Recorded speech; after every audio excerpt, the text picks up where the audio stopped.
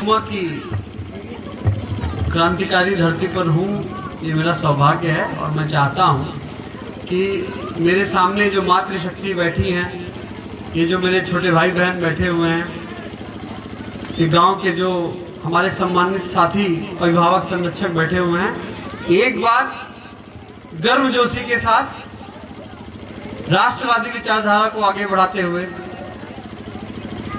मेरे सुर से सुर मिलाकर इस ठंडे में इस पंडाल के अंदर वे राष्ट्रवादी विचारधारा का परिचय दें। कहें मेरे साथ एक बार, भारत माता की जय। ऐसे नहीं, दोनों हाथ उठाकर, और हाथों को उठाने के बाद ऐसे मुष्टिका बनाकर, ऐसे दोनों हाथ उठाकर मुष्टिका बनाकर, उसके बाद तब कहिए मेरे साथ, भारत माता की जय, भारत माता की जय, भारत माता की जय, जय जय श्री राम, जय जय श्री राम, जय जय श्री राम। बहुत बहुत आभार। हेलो, आज मुझे इस रामलीला कार्यक्रम में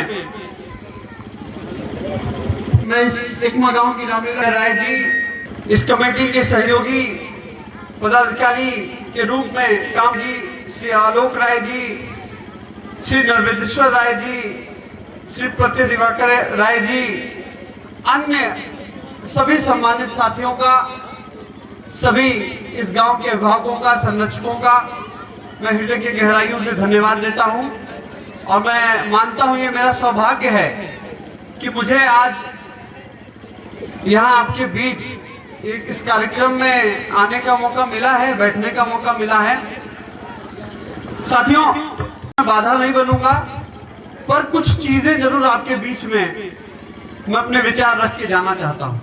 और मैं चाहता हूं ये जो मेरी मातृशक्तियां सामने मेरे बैठी हुई हैं, ये जो आने वाली पीढ़ी मेरे सामने बैठी हुई है, इनको एक संदेश मैं देना चाहता हूं। आप ये रामलीला का जो आयोजन है, ये मर्यादा पुरुषोत्तम राम के जो चरित्र का आयोजन है, उनके जीवन की में जो घटनाएं हुई हैं, उसका जो ये आयोजन, ये मंचन किया जा रहा है, इसको सिर्फ देख करके और सिर्फ मनोरंजन करके मत जाइए। आप एक बार सीख के जाइए।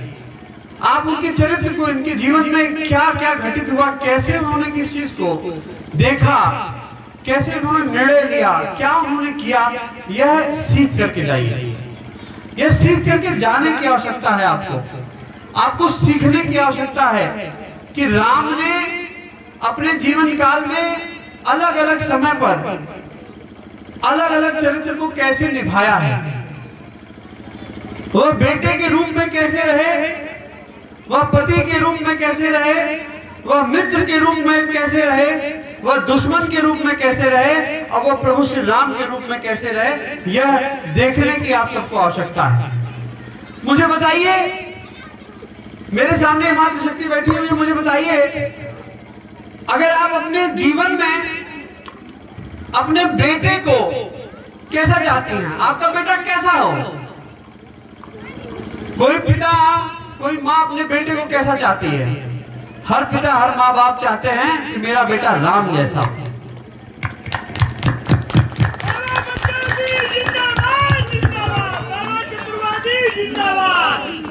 तो जो मॉडल है, आपके जो रोल मॉडल है, वो राम जैसे होना चाहिए। बेटा बनो तो राम जैसा बनो, मित्र बनो तो राम जैसा बनो, दुश्मन बनो तो राम जैसा बनो। और प्रभु तो खैर राम जी थे ही, तो राम जी जब प्रभु थे तो भक्त उन्हीं के जैसे थे, हनुमान जी। तो जीवन में कुछ करना हो, कुछ बनना हो, तो सबसे अच्छे रोल मॉडल आपके प्रभु श्री राम हैं। और इसका मंचन, उनके चरित्र, उनके जीवन काल का मंचन, रामचरितमानस और रामायण का जो मंचन आज यहाँ रामलीला के माध्यम से हो रहा है, यह आप सबको सीखने की आवश्यकता है। और इन बच्चों में संस्कार देने की आवश्यकता है। आज जानने की आवश्यकता है कि इन बच्चों को कैसे, क्या सिखाया जाए, क्या पढ़ा करके, क्या संस्कार देके बड़े करने हैं, ये आप यहाँ से सीख करके जा सकते हैं। यहाँ से आप इन बच्चों को सिखा सकते हैं कि सुबह उठने के बाद क्या करना है। सुबह उठने के बाद मोबाइल फोन नहीं चलाना है, टीवी खोल के नहीं देखनी है, घूमने नहीं निकलना है। सुबह बिस्तर छोड़ते समय बच्चे आपके जब उठे तो दोनों हाथ जोड़ करके भगवान को याद करें और हमारे सनातन धर्म के, हमारे हिंदू धर्म के उस मंत्र को पढ़ें जिससे पूरा दिन आपका सुखी रहेगा। कौन सा मंत्र है यो? कराग्रवस्ते लक्ष्मी, कर मध्य सरस्वती, कर मूले तू गोविंद, प्रभाते कर दर्शनम। यह दोनों हाथ जोड़ करके बच्चों को पढ़ना चाहिए। उसके बाद जब नृत्य क्रिया के लिए उतरे, जब निकले, जब जाएं तो स्नान करें तो भी मंत्र पढ़ें। क्या मंत्र है? हाथ में जल लेने के बाद वह मंत्र पढ़ना चाहिए। इन बच्चों को अभी से संस्कार देना चाहिए कि आप मंत्र पढ़िए। क्या मंत्र है पंडित जी? कि गंगे च जमुने च गोदावरी सरस्वती नर्मदे सिंधु कावेरी जलेस्मिन्नं सन्निधिं कुरु। यह मंत्र पढ़ करके उसके बाद तब स्नान करना चाहिए। उसके बाद शिव भगवान, आपको सूर्य भगवान को जल देते हुए कहना चाहिए ओम सूर्याय नमः। उसके बाद मंदिर में जाकर के सर झुका करके कहना चाहिए कि जय विधिनाथ होए हित मोरा, करम सुबेग दास मैं तोरा। भगवान से कहिए कि भगवान जिस तरीके से मेरा हित हो उसी तरीके से मेरा काम करिए, मैं आपसे यह निवेदन करता हूँ। यह कह करके तब घर से निकलिए और घर से निकलने के बाद अपने पति को, अपने बच्चों को बताइए, यह संस्कार दीजिए। बताइए कि घर से निकलने से पहले फिर एक बार राम को याद करते हुए घर से निकलते हुए कहें कि प्रभु से निगर कीजिए सब काजा और हृदय राख कौशलपुर राजा। यह कह करके घर से निकले और बच्चे जब शाम को वापस लौटे और घर पर होमवर्क कर रहे हो तो किताब खोलने से पहले मंत्र पढ़े कि या कुंजेन दुच्छार हार धौला। यह कह करके, यह मंत्र पढ़ करके वो माँ सरस्वती को याद करें। भोजन करने से पहले भोजन का मंत्र करें और सोने से पहले फिर भगवान को याद करते हुए दिन भर में यदि कोई गलती हुई हो तो उसकी क्षमा मांगते हुए तब स्मरण करके तब सोए।